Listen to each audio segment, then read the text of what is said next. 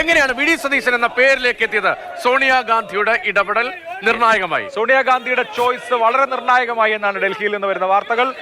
തലയെണ്ണം എടുത്തിരുന്നില്ല CLP-യിൽ ഭൂരിപക്ഷം എന്ന CLP-യിൽ KC വേണുഗോപാലിന് ഭൂരിപക്ഷം എന്ന കാര്യം കൂടി ഹൈക്കമാൻഡ് നിരാകരിക്കുന്നുണ്ട്. KC വേണുഗോപാലിന്റെ സാന്നിധ്യം ഡൽഹിയിൽ അനിവാര്യമാണ് എന്ന ഒരു വിലയിരുത്തലിലേക്ക് ഹൈക്കമാൻഡ് എത്തി എന്നാണ് അതിൽ നിന്ന് മനസ്സിലാക്കേണ്ടത്, അല്ലെങ്കിൽ ഹൈക്കമാൻഡ് വൃത്തങ്ങൾ സൂചിപ്പിക്കുന്നത്.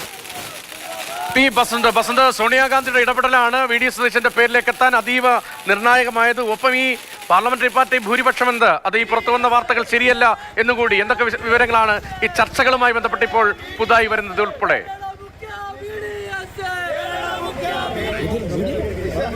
രതീഷ്, ഏറ്റവും സുപ്രധാനമായിട്ടുള്ളത് കോൺഗ്രസ് നിയമസഭാ കക്ഷി യോഗത്തിൽ KC വേണുഗോപാലിന് മൃഗീയ ഭൂരിപക്ഷമുണ്ട് എന്ന തരത്തിലുള്ള വാർത്തകളാണ് ഇപ്പോൾ ഹൈക്കമാൻഡ് തള്ളിയിരിക്കുന്നത്. അത്തരത്തിലൊരു കണക്കെടുപ്പൊന്നും നടത്തിയിട്ടില്ല എന്നുള്ളതാണ് ഇപ്പോൾ ഹൈക്കമാൻഡ് വൃത്തങ്ങൾ നൽകുന്ന സൂചന. അതായത് ഈ തലയെണ്ണം എടുത്തുകൊണ്ട് ഒരു കണക്കിലേക്കൊന്നും നീങ്ങുന്ന ഒരു സാഹചര്യമൊന്നും ഉണ്ടായിരുന്നില്ല. രഹസ്യ ബാലറ്റ് ഈ നിയമസഭാ കക്ഷി യോഗത്തിൽ ഉണ്ടായിരുന്നില്ല എന്നുള്ളതാണ് ഇപ്പോൾ ഹൈക്കമാൻഡ് വൃത്തങ്ങൾ നൽകുന്ന സൂചന. അതായത് കേരളത്തിലെ ഒരു ദിനപത്രത്തിൽ വന്ന ചിത്രം പോലും ശരിയല്ല, അത് വ്യാജമാണ് എന്നുള്ളതാണ് ഇപ്പോൾ ഇവിടെ നൽകിയിരിക്കുന്ന പ്രധാനപ്പെട്ട ഒരു സൂചന. മറ്റൊന്ന്, ഇവിടെ അഥവാ ഇത്തരത്തിലൊരു തലയെണ്ണം ഉണ്ട് എന്നുള്ളത് തന്നെ സതീശനും രമേശ് ചെന്നിത്തലയും ഈ തലയെണ്ണത്തെ ചോദ്യം ചെയ്തു എന്നുള്ള ചില സൂചനകളും വരുന്നുണ്ട്. അതായത് ഇത് ശരിയായതല്ല, ശരിയായ രീതിയിലുള്ളതല്ല എന്നുള്ളതാണ് ഹൈക്കമാൻഡ് വൃത്തങ്ങൾ നൽകുന്ന വിവരം. അതായത് ഇത്തരത്തിലൊരു കണക്കെടുപ്പ് ഒരു ഘട്ടത്തിലും നടത്തിയിട്ടില്ല, തലയെണ്ണം എടുത്തിട്ടില്ല, രഹസ്യ ബാലറ്റ് ഉണ്ടായിരുന്നില്ല. അപ്പോൾ പിന്നെ എങ്ങനെയാണ് നിങ്ങൾ ഒരു കണക്കിലേക്ക്, ഒരു ഫിഗറിലേക്ക് എത്തുക എന്നുള്ളത്? അതായത് KC വേണുഗോപാലിന് മൃഗീയ ഭൂരിപക്ഷം ഉണ്ട് എന്നുള്ള തരത്തിലുള്ള ഒരു വാർത്തയിലേക്ക് നിങ്ങൾ എങ്ങനെ വന്നു എന്നാണ് ഹൈക്കമാൻഡ് ചോദിക്കുന്നത്. മറ്റൊന്ന്, സതീശനെ തെരഞ്ഞെടുത്തതുമായി ബന്ധപ്പെട്ട് അപ്പോൾ CLP-യിലെ ഈ മൃഗീയ ഭൂരിപക്ഷം ഇല്ല എന്ന് സ്ഥാപിക്കുന്ന ഒരു ഹൈക്കമാൻഡ് തന്നെയാണ് പിന്നീട് സതീശൻ കേരളത്തിൽ പട നയിച്ചത് സതീശൻ തന്നെയാണ് എന്ന് ആവർത്തിക്കുന്നത്. അതായത് ഗ്രൗണ്ടിൽ താഴെത്തട്ടിൽ പ്രവർത്തിച്ചിരുന്നത് സതീശൻ തന്നെയാണ് എന്ന് ഹൈക്കമാൻഡ് പറയുന്നുണ്ട്. തകർന്നു കിടന്ന സംഘടനയും പ്രവർത്തകരുടെയും മനോവീര്യം ഉയർത്തുകയും അവരെ സംഘടിതമായി സർക്കാരിനെതിരെ കൊണ്ടുവരികയും ചെയ്തത് VD സതീശൻ്റെ പ്രവർത്തനമാണ് എന്നുള്ളതാണ് ഹൈക്കമാൻഡ് വൃത്തങ്ങളുടെ വിലയിരുത്തൽ. മറ്റൊന്ന്, KC വേണുഗോപാലിനെ എന്തുകൊണ്ട് ഡൽഹിയിൽ നിലനിർത്തുന്നു എന്നുള്ളതാണ്.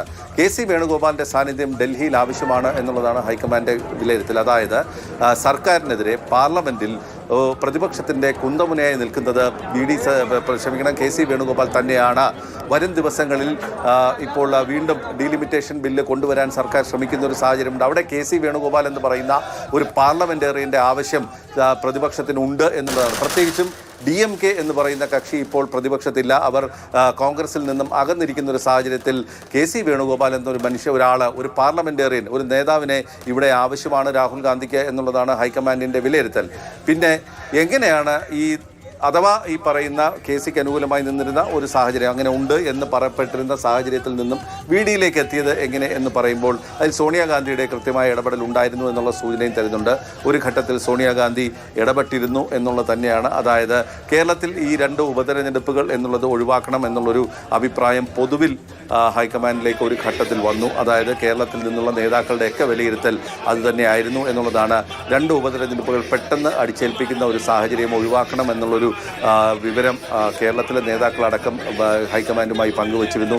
ഇതൊക്കെ തന്നെയാണ് ഒരുപക്ഷെ VD സതീശനിലേക്ക് എത്താനുള്ള സാഹചര്യം എന്നുള്ളതാണ്. അതായത് ഈ മൃഗീയ ഭൂരിപക്ഷം KC വേണുഗോപാലിന് CLP-യിൽ ഉണ്ടായിരുന്നു എന്നുള്ള ആ വാർത്തകൾ അവർ തള്ളിക്കളയുന്നു.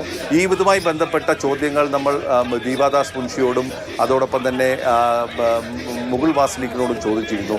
ഇവരെല്ലാവരും പറഞ്ഞത് അതൊക്കെ കഴിഞ്ഞ കാര്യങ്ങളാണ്, ഇപ്പോൾ ദീപാദാസ് മുൻഷി പ്രഖ്യാപിച്ച് കഴിഞ്ഞില്ലേ എന്നാണ് ഇവർ രണ്ടുപേരും പ്രതികരിച്ചത്.